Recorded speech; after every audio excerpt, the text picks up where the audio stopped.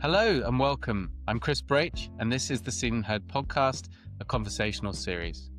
I am an emotional health and leadership coach and co-founder of the not-for-profit Seen and Heard, which supports those seeking healing, connection, and systemic change. My vision is to move myself and the world around me towards connection and compassion. And each week, I will connect with amazing guests who are on their journey to bring about meaningful change in their own lives and the world around them. Thanks for being here. Let's get started. Welcome everybody to the Seen and Heard podcast, a conversational series. I have the great delight today to be joined by Kim Leslie and Tom Fletcher. Kim and Tom are solicitors for the firm Owen Mitchell, and they specialise in abuse law. So first, Kim Leslie. So I'm joined by Kim. She's a highly respected specialist in abuse and criminal injury claims with a long history of working on complex personal injury and international cases. Kim has played a significant role in shaping justice beyond the courtroom, including chairing Restoring the Balance of Justice, a major campaign that worked to dismantle the barriers faced by people who've experienced stalking and harassment in Scotland. Kim has held senior leadership roles across the legal profession for many years, and she contributed to the 8th edition of the Ogden Tables, served as chair of the Civil Justice Committee for the Law Society for a decade, and is currently an executive director of the Association of Child Abuse Lawyers. She is also secretary of the Forum of Complex Injury Solicitors and a council member of the WS Society.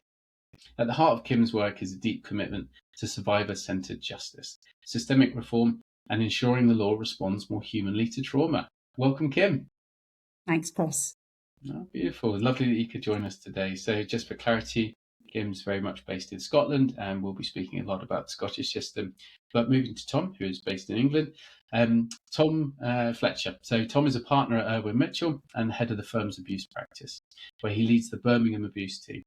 Tom has over 15 years' experience representing survivors in some of the most sensitive and complex abuse cases.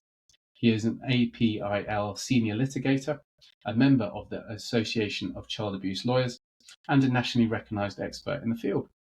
Tom regularly brings claims against major institutions including schools, religious organisations, NHS trusts, the Ministry of Defence and local authorities, as well as against individual perpetrators. He has successfully taken cases involving abuse that occurred decades ago, overcoming significant legal hurdles, and has secured some of the highest value settlements in this area. Alongside this, Tom works closely with survivor organisations, offering pro bono advice, training, and ongoing support. Welcome, Tom. Thanks for having me.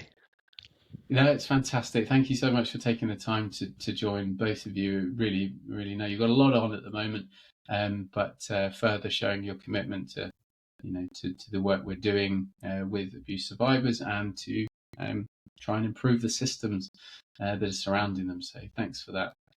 We came into each other's lives. Owen Mitchell, Kim and Tom are legal ambassadors for Seen and Heard.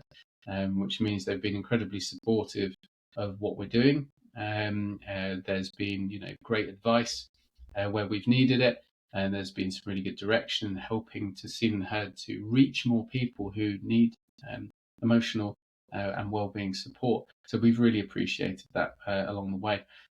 But today is a discussion about Kim and Tom, and we're going to go into as well the Scottish Child Abuse Inquiry, which is ongoing. We'll go into ICSA, which is the English and Welsh equivalent, the Independent Inquiry into Child Sex Abuse, which finished just over 3 years ago.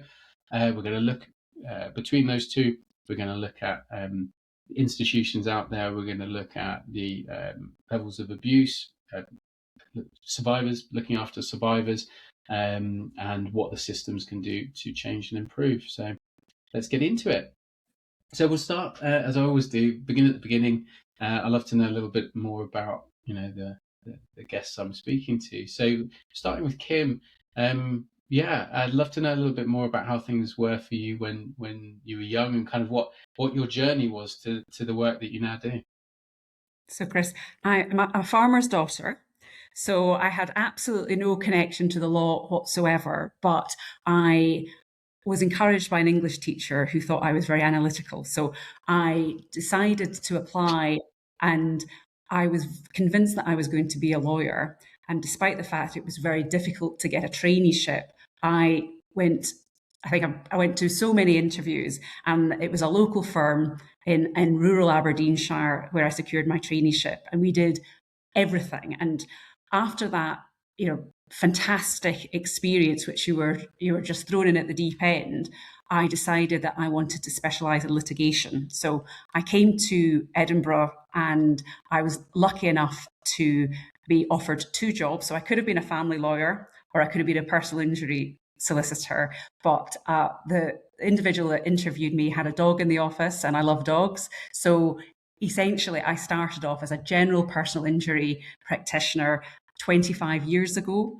And because I've always been tenacious, I seem to naturally attract the more complex, challenging work. So if I can say to you that in Scotland, child abuse was not really something that was done in volume because of this universal, practically universal bar and time bar. But I was doing this work before the change in the law because it didn't necessarily fit in any other department. And I was always very keen to support those who had been intentionally harmed. So I put the hand up and said, I'll do that. And I was there at the frontier with these cases when the law changed in 2017. So I had cases in court that were being defended on time bar. And then this groundbreaking law changed in Scotland, and I was able to reverse effectively the arguments that they were making in relation to time bar, and therefore we were at the frontier. We were there, and it is something that can be incredibly challenging because we are dealing with historic cases. So the evidence and the ability to trace insurance and the actual entities, all very difficult. But that's where the tenacity comes in. And so for me, it has been a challenging chapter of work, but the most meaningful and most rewarding. Thank you so much, Kim. Thank you. And for anyone listening, when Kim's mentioning the time bar or the on-time bar, we will come onto that. It's more the sort of legality around how long someone has got to report incidents of abuse and how etc. But Kim and Tom will speak into that because it affects England and Wales as well. Sort of limitations around time. So we will come on to that. But staying with you for a moment, Kim, the farmer's daughter. So have you got a deep connection to the land, to the countryside? What makes you tick? You said dogs. Well, if I can say this, at my interview, when I was being interviewed for my first role in the law, they said, we don't want any divas here. And I said, well, yesterday I was helping my dad cover the silage pit. So I think that gives you a sense that I will roll my sleeves up when necessary. Literally muck in, yeah. I will muck in and roll my sleeves up when necessary.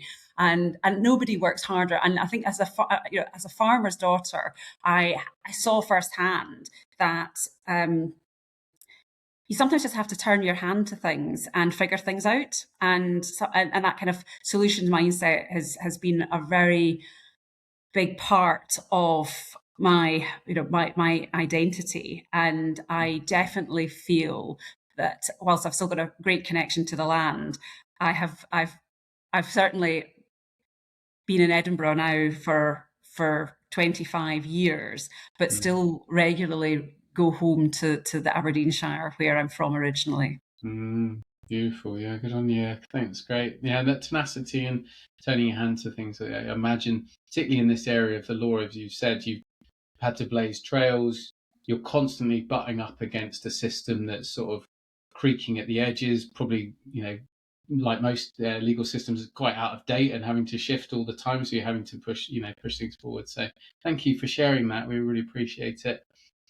So Tom, sort of same question really. I'd love to know a little bit more about you and kind of your journey to what you're doing there.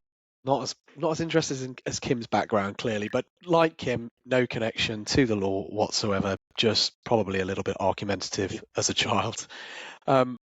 When I look back, I suppose, at my earlier years, I think it's a bit funny because none of it really felt like a straight line into the work that I do today. But in hindsight, I suppose every twist probably pushed me where I needed to be. I did my A-levels, geography, sociology, biology, plus a few other handful of sciences, and applied actually to study social and political science at Cambridge University and got brutally rejected. So at the time, felt like my world was ending, but it pushed me to Cardiff University in Wales, which was probably one of the best detours that my life could have taken. Didn't quite get the grades to go to Cardiff, but they let me in anyway, even when I was dealing with a early stage of rheumatoid arthritis in my teens, which was character building, trying to do exams when your wrists can't really move that well. But I ended up studying law and sociology because pure law sounded pretty boring to me. And even when I finished my degree with a solid degree, I still wasn't sure that the law was for me. I suppose it wasn't until my gap year that something clicked. So I was working in an NHS temporary staffing bank and then grabbing some legal experience where I could. I shadowed a magistrate's court clerk and then accidentally followed a criminal defence legal aid lawyer around the building for the entire week. He caught me. We started talking and I cheekily asked for some work experience, but he said, I'll do one better.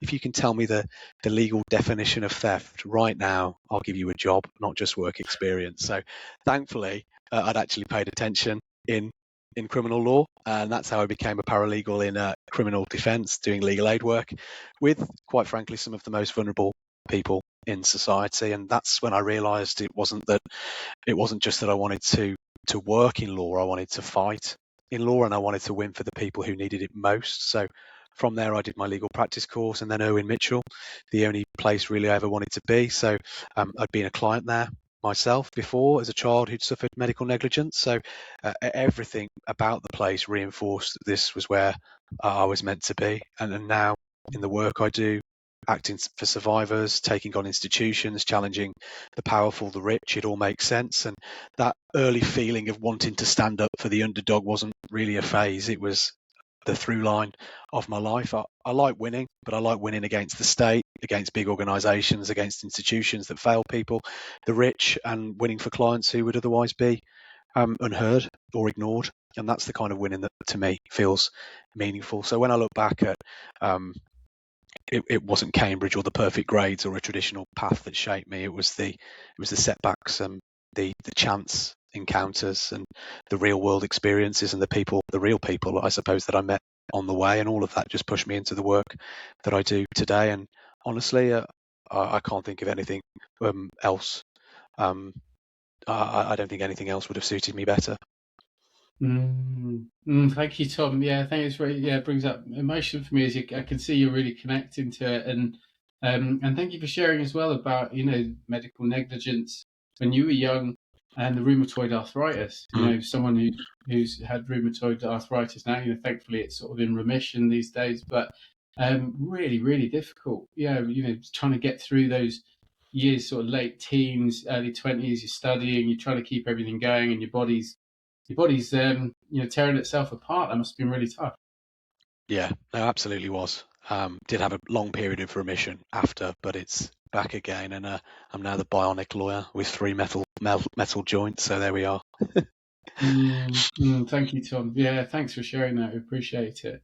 And yeah, bless you both for the work you're doing now. I think when you start talking about taking on institutions and fighting for those who most vulnerable and the most wounded, I think I get a very much I can really connect to that. I think as someone who was, I guess, harmed by an institution, growing up in a boarding school from 7 years old, massive imbalance of power, in that situation. And even though many would say, oh, it's a great privilege and etc., being away from your family all the time and being in an institution where you were sort of a cog in a machine didn't feel hugely privileged.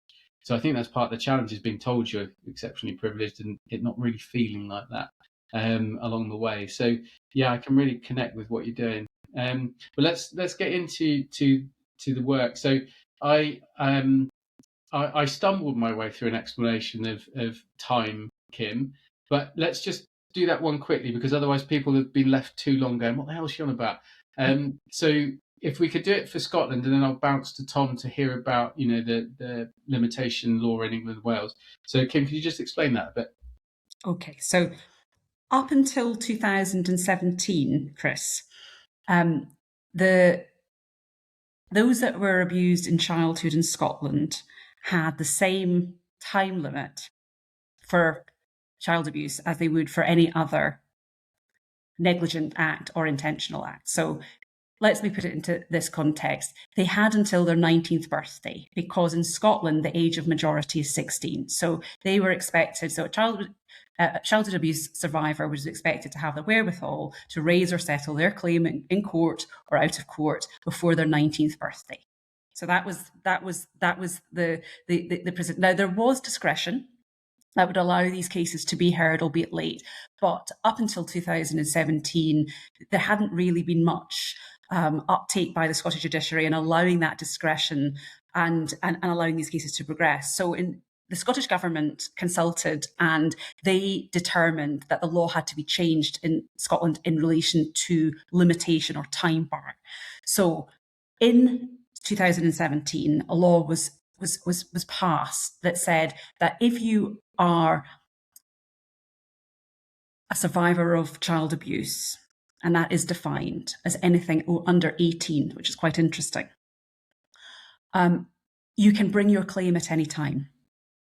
There are still safeguards in place for the opponent or defender in these cases, and that is fair trial and substantial prejudice. So how it would work is that you as a survivor of child abuse can bring your claim at any time in Scotland, but there is still there's still a risk that the court would strike it out if and it's important, it reverses to the defender, in this case institutions or the opponents in the case, to establish and persuade the court that they cannot get a fair trial or they are substantially prejudiced.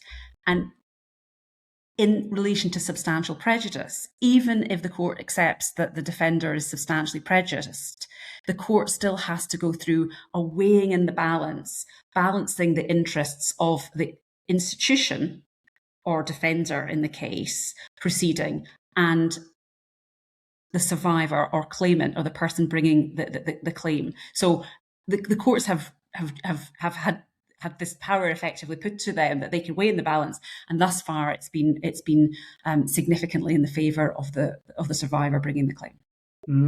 Thank you so much for sharing that. Yeah, so really hearing that big change in Scotland in 2017, but still, there is avenues for the defendant, for the institution, if you like, to challenge. So Tom, England and Wales, what's the situation? Yeah, not as progressive as Scotland. So in England and Wales, for any personal injury case, which this would be, the claimant has to bring a claim at court within 3 years of their 18th birthday, so by their 21st birthday. If the abuse happened when they were a child, if the abuse happened in adulthood, it's 3 years from the date of the abuse. As we will all appreciate, there are many reasons why survivors delay in coming forward, very understandable reasons. And so the law in England and Wales, the courts do have a discretion to allow cases to be brought outside of that time period, so long as the reasons for coming forward are good ones, so long as it is fair and equitable to both parties for the claim to proceed outside of the time limit. And also the court will look at the length of time, generally speaking, that has passed. So the courts do tend to show some sympathy to claimants in these cases, but we are getting there to some extent, and we can touch upon that later, I'm sure, in terms of the recommendations made by ICSA and the current proposals in England and Wales for a change to the limitation period for abuse cases. Thank you, Tom, for explaining that. And yeah, I remember seeing the heading put it on a Department of Justice DOJ consultation on limitation changes. I think probably a year and a bit ago, and we'll come on to that in ICSA, kind of how things are progressing. But my as a non-legal person, a couple of things, but somebody who works in mental health, a couple of things come up to me here.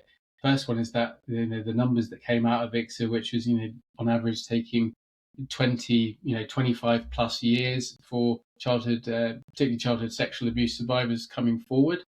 And then, so that's never going to happen within 2 or 3 years of an 18th birthday. There is so much going on from an emotional health perspective.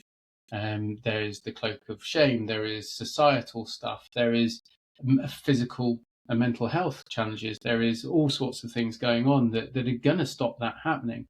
And another big one for me is that I work with people on a one-to-one basis working through trauma, and often these incidents of severe child sexual abuse, child physical abuse, neglect, etc., the mind dissociates very, very. It does its job brilliantly, which is to keep you functional, keep you surviving, and it will dissociate in some of these moments, and these memories will not come back up. They will be fully put away until very, very much further down the line, often when someone's doing some therapeutic work. Physical or mental illness has come up, lose a job, a relationship breaks down, then there is a flood of the ego, if you like, the trauma that is within the body starts to release, starts to move, and this stuff comes out.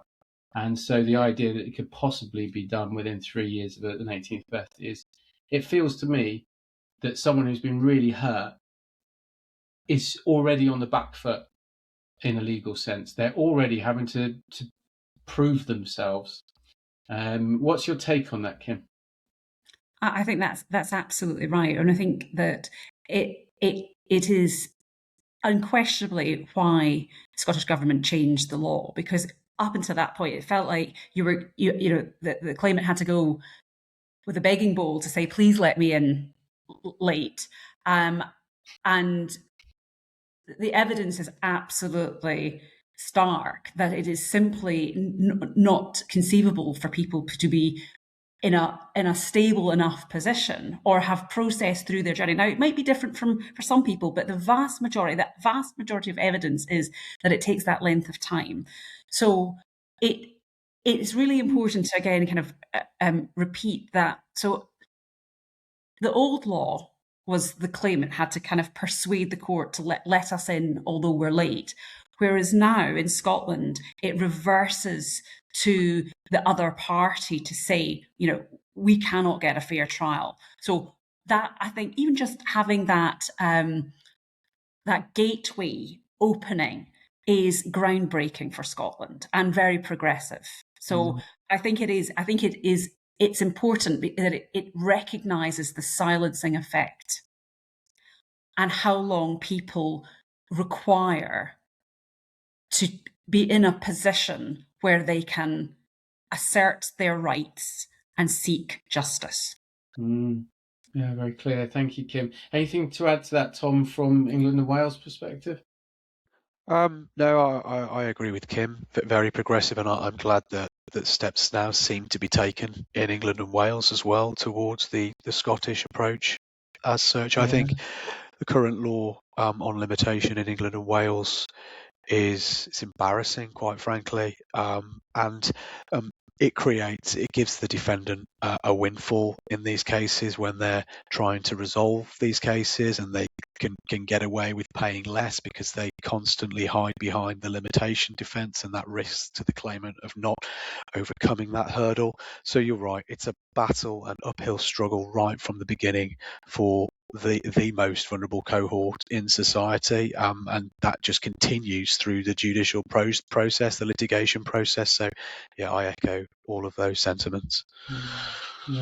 Thanks, Tom. Thank you. Yeah, so we kind of need to, at this point, to actually address, because we've mentioned ICSA a number of times, Scottish Child Abuse Inquiry. So let's go there. But I think it's also, I would like to circle back at some point, because there is a huge discrepancy in settlements between Scotland and England and Wales, particularly around non-recent child sexual abuse, as far as I'm aware. But I'll come back to that because it's likely to sit within the framework of what's changed in the law in both countries. So coming back to you, Kim, then for those listening, the Scottish Child Abuse Inquiry rumbles on. It is ongoing, whereas independent inquiry to child sex abuse England and Wales finished 3 and a bit years ago. But it's sort of it's in the press a lot at the moment because the government are trying to work through implementing the recommendations, the 20 recommendations. But could you give us a quick update on where the Scottish Child Abuse Inquiry is at, and what's come out of it so far, what's going well, what's not?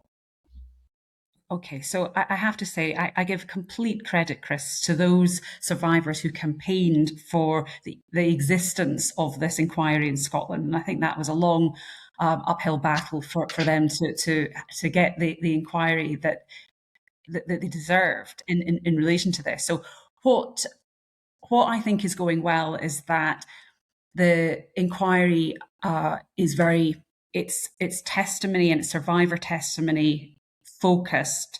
They are taking that evidence carefully over a period of time and allowing a public record really of people's experience. And I think that and in and of itself may be incredibly valuable for some survivors. So you're absolutely right to say that the inquiry is ongoing. It is being dealt with in phases.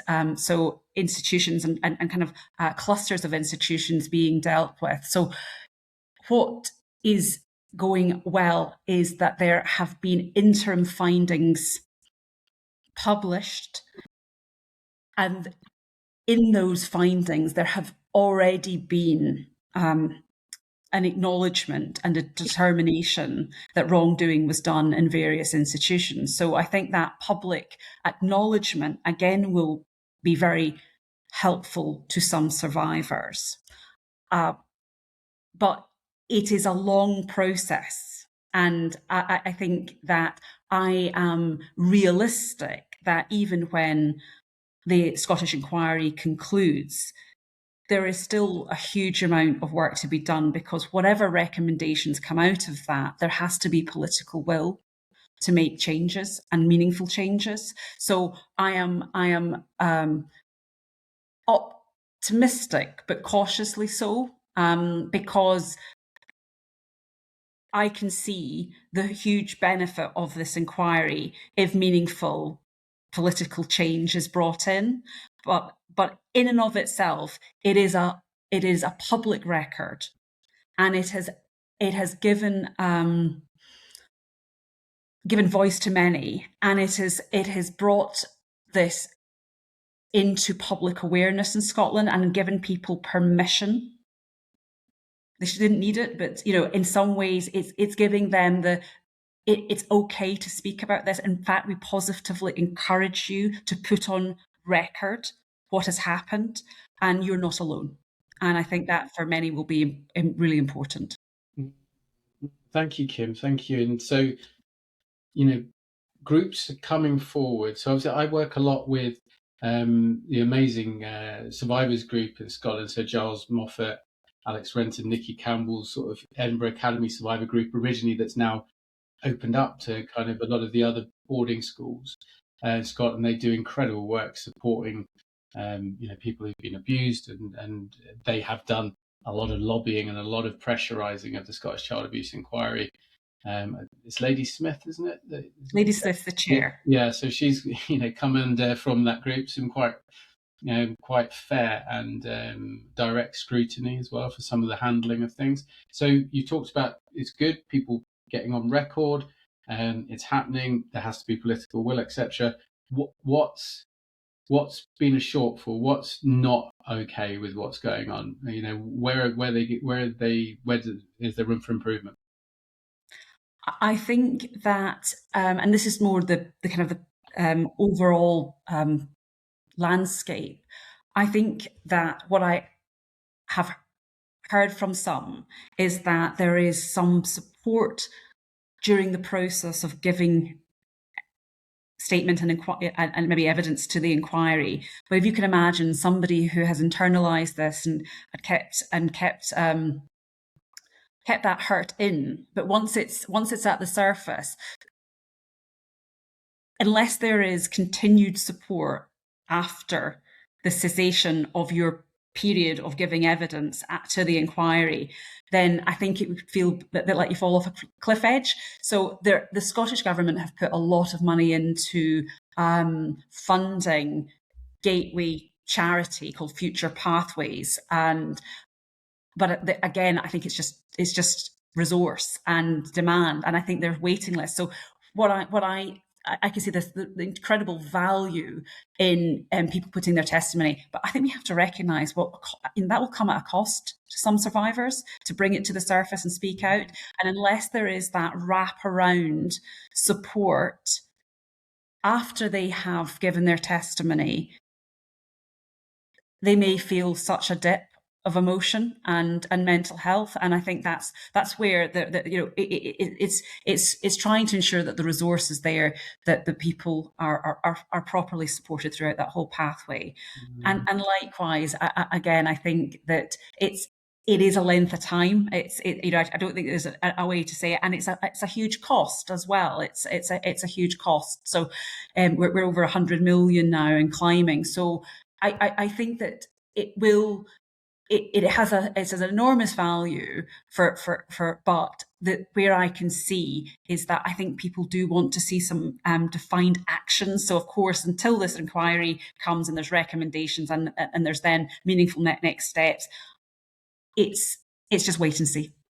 Yeah, thank you, Kim, and thank you for pointing out. It's the reason Seen and Heard is so involved with supporting a lot of abuse survivors. It's an incredibly painful experience, and it's ongoing. Not only have these people lived with this for decades, but it all gets dragged out. So it gets dragged out in a criminal process, in an inquiry, or in a civil process. People's medical notes and therapy records are accessed. Psychiatrists are hired by the defence to pull people apart, and they are re-traumatized all over again. And so when anyone comes with us and says, something happened to me and I want to say something about it, our first response is always to talk about the support network. So of that individual, have you got a good therapist? Do your friends, family, closest, nearest and dearest know, and are they kind of there with you, or if you've got people to speak to and work with, and I kind of, are you ready for this? And have you got come to our sharing groups, come to the support networks, because otherwise it can be really really awful. And I think one thing I would say as well is the tragic case Kevin Sutherland and anonymity around testimony. Could you speak to that for a second? Because sadly Kevin took his life last year, and I know the abuse survivor community was devastated. Absolutely, and I believe that the inquiry will carry out an internal investigation into this. But again, it's so important, isn't it, that because people can make a decision that they want to waive their anonymity, but then that again, it is a matter of personal choice, but it is so important that the survivor retains control and at the heart of everything. Particularly when this is this is evidence that they have volunteered to give. But again, I think it is so in terms of that, it is perfectly understandable why people seek anonymity for this process. But like anything, I've no doubt that the cost that it took and the feeling of being people being aware, I think that's really important. So essentially, again, it is a matter for the inquiry to investigate. But I would always advocate for where you're putting the survivor at the heart of it and allowing them to retain control. Thank you very much, Kim. Just feeling it in my heart for Kevin and his family and for others who it's an incredibly painful process. It's a good thing that there is an opportunity for this to be shared, for people to feel like they can come forward for avenues, but there is a human cost. And so what we're saying is there needs to be more more support, more resources for the human side of things. So thank you very much. So with Scottish child abuse inquiry side of things, it's still running, 100 million so far. The ICSA, Independent Inquiry into Child Sex Abuse, England and Wales, that finished just over 3 years ago, cost a couple of 100 million. So there may still be some headroom for Scotland going forward. And over 3 years on, not many recommendations, if any, have been fully implemented. The government have said that most of the 20 recommendations are in train or being consulted on or being reviewed at this present stage, and there are some areas around things like a very sort of lightweight version of mandatory reporting that's in the police and crime bill and things in England and Wales. But Tom, if you could give us your take on ICSA, your experience with it, and kind of where it is now, please. Yeah, well, it feels like a long time ago now, actually, Chris. But when I look back at ICSA, I think there are some really important things that it unquestionably got right. Firstly, I would say there was the big success was putting survivors at the centre of the whole process, and through the Truth Project, I think there were more than 6,000 survivors that were able to share their experiences, many for the first time, and that had a profound impact on the inquiry's findings and recommendations, and it made institutions and the public confront really the reality and the scale of abuse in a way that hadn't happened before. Secondly, I think ICSA did really well. What I think they did really well was the scale and the depth of the investigation. So over 7 years, gathered thousands and thousands of testimonies, examined millions of documents, produced, was it 19 investigative reports, and gave us the clearest, probably the most comprehensive picture we've ever had of how institutions across England and Wales have failed to protect children. It wasn't just an inquiry; it was a record, a definitive record of institutional failure around child sexual abuse. So they're the positives, I think. Initially, I don't know whether anyone wants to disagree with me on that, but they're certainly the positives. But I think the shortcomings are more damning. They're more of them. And that's absolutely no fault of the survivors who came forward or the inquiry team. It's in what's happened in the aftermath of the final report. And you've touched upon those areas already, Chris. The government's been painfully slow to act, and by the end of 2024, none of ICSA's recommendations have been fully implemented, despite the urgency and despite the importance and the public importance as well. Incredibly frustrating, especially for survivors who trusted the process and gave so much of themselves to it. Another major gap, I suppose, was the lack of coordinated cross-government strategy.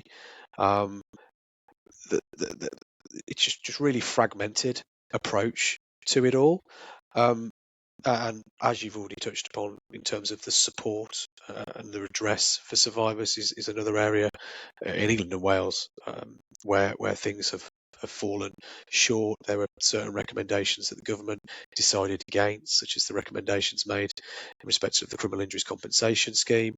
And for many survivors, it felt like a huge step backwards and a missed opportunity to properly acknowledge the harm that they suffered. But I think more than anything is the cultural issue here. ICSA was clear that institutions needed to change, not just their policies, but their attitudes, the defensiveness, the minimisation of the abuse and the problems, and the reluctance to be transparent. And I'm not sure whether that's changed in any way, Chris. Quite frankly, I think really needs to have firm government leadership and accountability mechanisms, and there's a real risk that the old problems simply continue just under a different name. So for me, ICSA gave us a roadmap, showed us what went wrong, and exactly how to fix it, or at least try to fix it. But until the recommendations are properly implemented with urgency, coordination, the political will that Kim's already touched upon, survivors won't feel the full benefit of that extraordinary work that went into the inquiry. So, yeah, that's my take on ICSA. Tom, thank you. Yeah, really comprehensive there. I think, obviously we work with a lot of abuse survivors who can, and quite rightly do, have an issue with, some of the evidence gathering process, whether they were heard fully, whether they were looked after, etc. But what you've said, I believe to be true as well. It did give a roadmap. The inquiry team did do their best given the parameters that they had to work with. And they have put something down in place, but really it's the fact that nothing's actually happened is the key issue here. And I think as of this was this 21st of Jan 26, this has been recorded. Monday night I was in Houses of Parliament for a parliamentary screening of the film Boarding on Insanity. Piers Cross and his team's film about that touches on sexual abuse in boarding schools. And we were up there. Alexi J, who's the Professor Alexi J, who spoke at the film, showing this week, and she said, look, she went through a lot of hours and a lot of stuff to get through that inquiry, and a lot of personal cost as well. And for her to be sat there and said that I gave you this roadmap and you've done nothing with it for 3 years, you could see that it's taken a toll on her. So we're at the moment, there is a consultation on the Child Protection Agency, the CPA, which is open until March. And I would encourage anyone listening to this to look at that. It's a chunky thing. They've made it purposely quite challenging to complete and input on. But if you can weave your way through and make a submission, because a CPA is an organisation that is very much focused on protecting children, rather than it being a political football kicked around between the Department of Education and Health, and which is kind of what happens now. So there is stuff that can be done right now, but we work with mandate now, mandatory reporting, which is making sure that known or suspected child sexual abuse is reported to local authority officer, reporting things the right way, which would have saved hundreds of thousands over the years, because they were knowingly moving paedophiles and abusers between institutions. So that there is a mandatory reporting in the Police and Crime Bill, but it's very, very weak. It's watered down to the point of almost being non-existent. So yeah, Tom, what do, if you could give a message out to these politicians who are looking at this right now, might be voting on the Police and Crime Bill, they might be looking at this CPA consultation, what do you need them to do? I probably urge them to go back and read the reports from ICSA. would be a first point, and look at the testimony, the key testimony of those individuals, and look at the human element of this. It really has to transcend politics. This does, and somebody really has to grab hold of it. Thank you, Tom. Yeah, really clear. Yeah, I agree. But for anyone listening out there, there'll be notes in the show notes today for how you can get involved in any of the campaign and the advocacy around this. So thank you. Yeah, so just so that we can, with the time we've got today, just moving on. We talked a lot about institutions, and in my belief, institutions are power structures. Power structures will always, no matter how well-meaning or how well trauma-informed or whatever, they will largely protect themselves. It's innate in a power structure to protect itself ahead of individuals. So, Kim, what's your experience of, when you are bringing a claim against an institution on behalf of one of your clients? What are some of the obstacles? What are the good institutions doing, and what are the institutions getting wrong in how they work with abuse survivors, or you when you come and bring a claim? Well, I think I would take it further back, Chris, because what I can say is that I have seen a pattern at times where a survivor, when they tell somebody, they might revert back to the institution to tell somebody at the institution. They're not ready to go to the police or even necessarily tell their doctor, but they want to tell somebody, and it's like a thread draws them back to say, I want to tell the school, the church, or the institution that was responsible.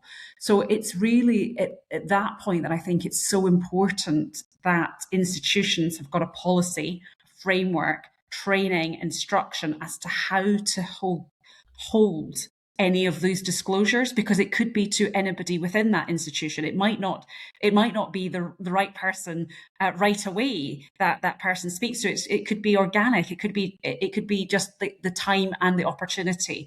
So I think everybody associated with that institution should have a very clear understanding of what to do, and if somebody chooses to share their story with them. So I think that, for my part, is really important. And I think that there are some institutions who have learned from their mistakes, shall we say, and said, what we need to do better. And if they haven't got a policy on this, that would be a great starting point. And actually speaking to other institutions who have tried to shape best practice and sharing information with other institutions would be really important, because there's no question that that's a huge amount of responsibility for the person hearing that, potentially for the first time, that person, but what they do next is so important to that survivor's journey. And it can go better if there is clear understanding as to what their own policy says, and they follow that, and everybody has a clear understanding of what they do next when somebody speaks to them. So in Scotland, and we take turning as well to the kind of the process. It's a process whereby our job is to investigate a personal injury case. We will recover records. Now, again, speed of response is really important. If people are dragging their heels and not responding quickly, that's what message does that send about the importance of the individual? So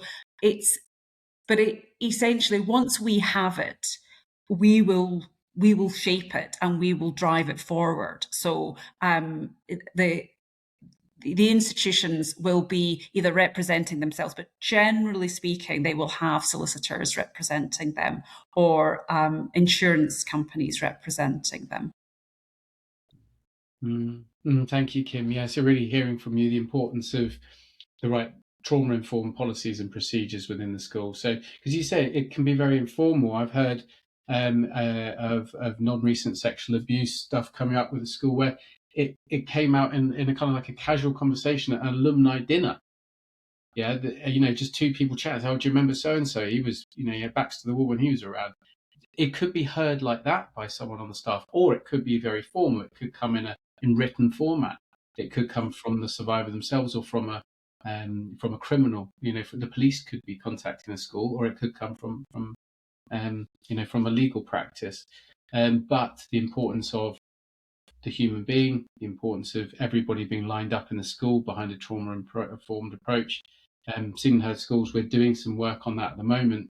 And actually, we've recently been asked by the Boarding School Association to give a talk to their members about the proper treatment of anyone coming forward with a complaint. And we would always say, yes, you should write the policies and procedures, but ultimately, if your institution is trauma-informed, truly, you'll know what to do, because you'll be using your heart, and you will have connectivity to that human being. But in the meantime, frameworks, policies, procedures. Thank you.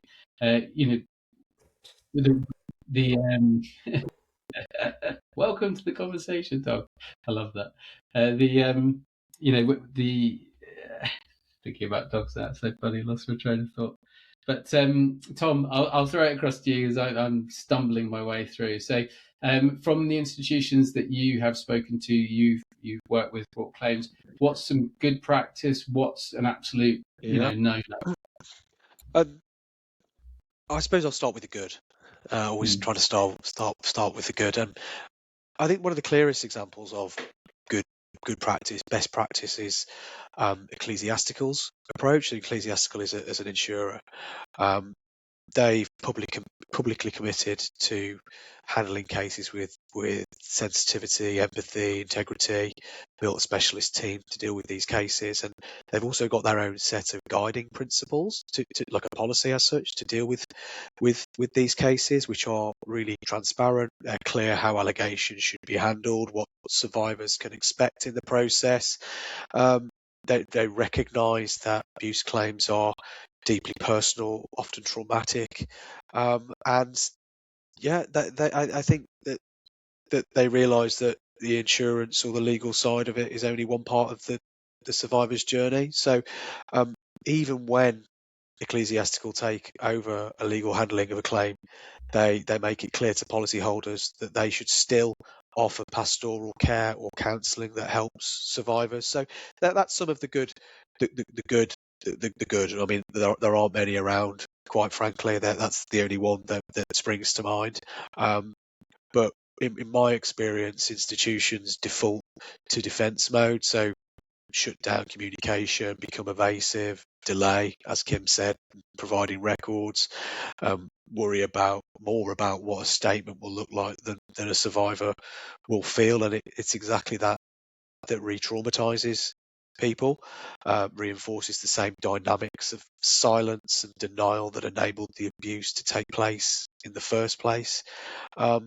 So I think good practice centres on safety, dignity, clear communication, reducing that burden, the survivor's burden, and it's about meeting people with humanity and not bureaucracy.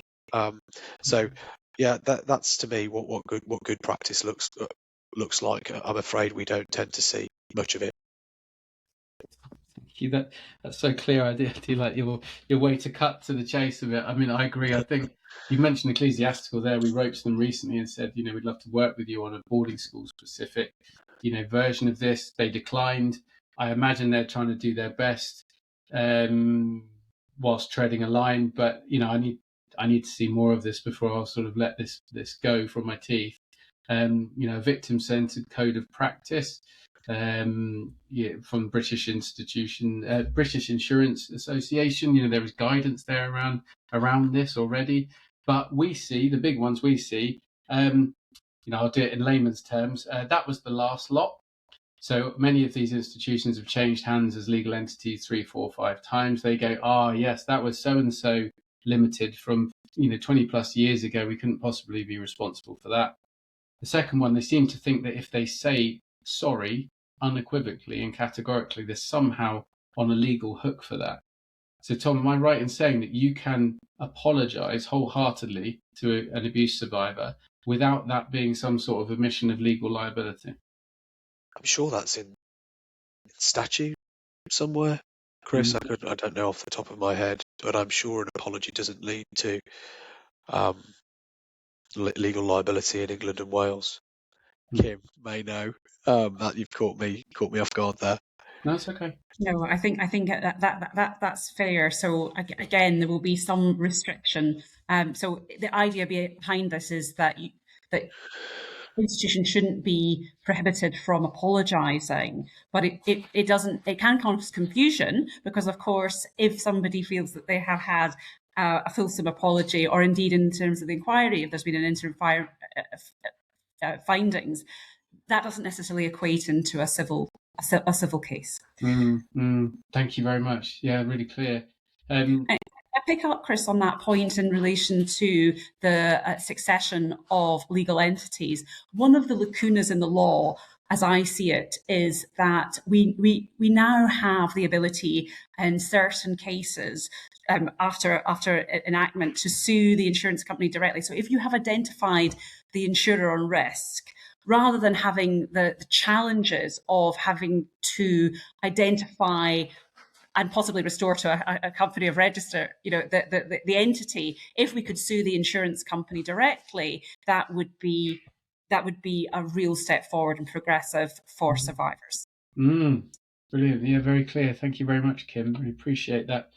Yeah, I think one of the other ones, particularly, I can only speak to the world that I know, but the boarding schools will do is, an abuse survivor makes a complaint to the school. They'll be called in. They'll be given a lovely walk round and shown how wonderful it is now, and that this thing couldn't possibly happen anymore. They'll be given a nice lunch and they'll be shown out the door.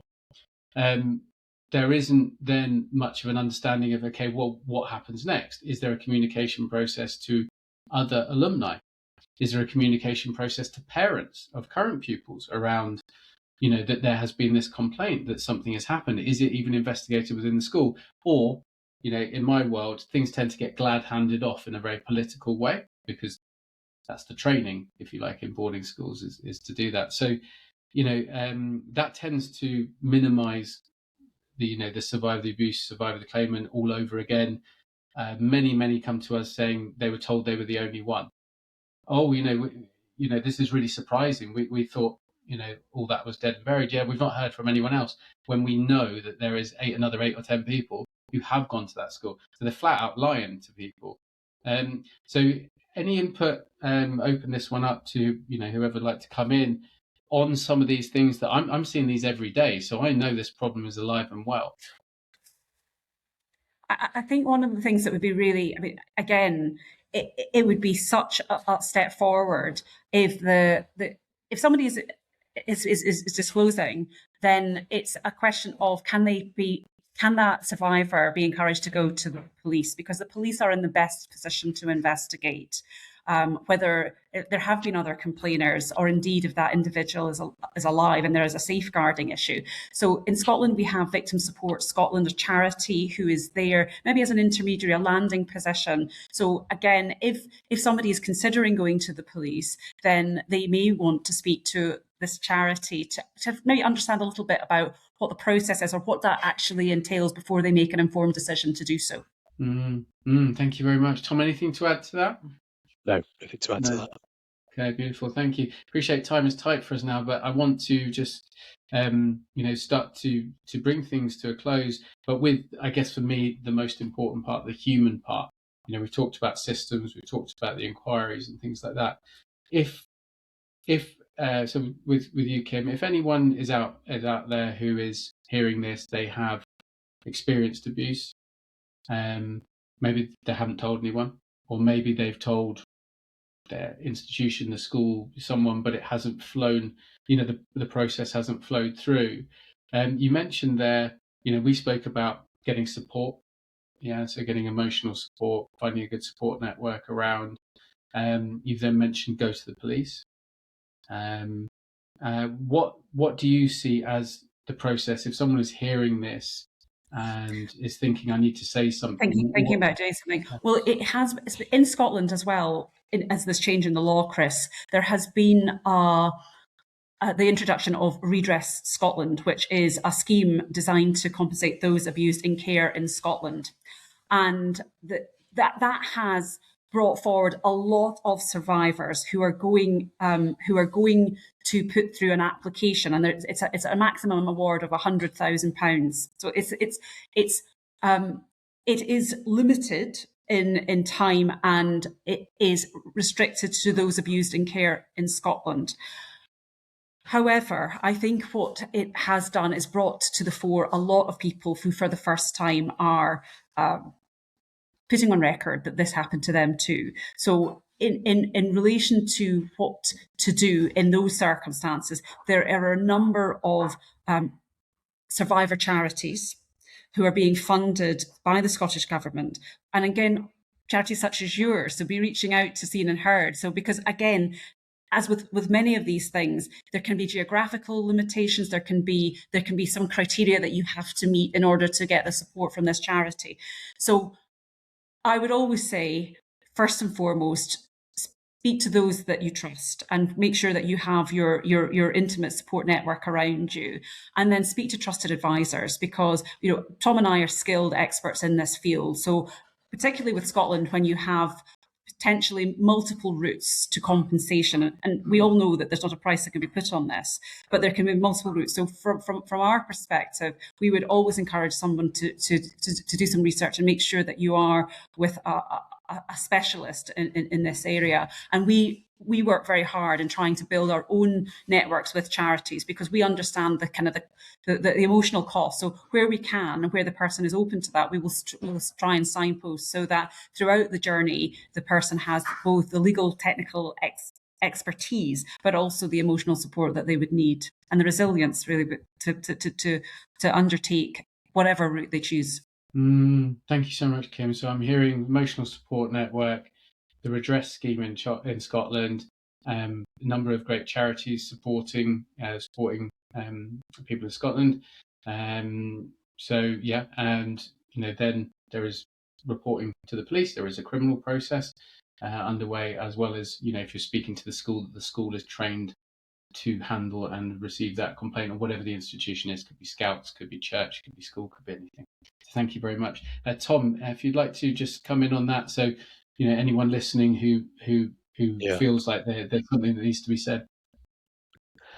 I think if someone's listening who's only recently come to terms perhaps with being abused, whether it was recently, decades ago, the first thing I suppose to think about is that there's no too late. There's no expiry date on your experience or your voice or your right to be heard.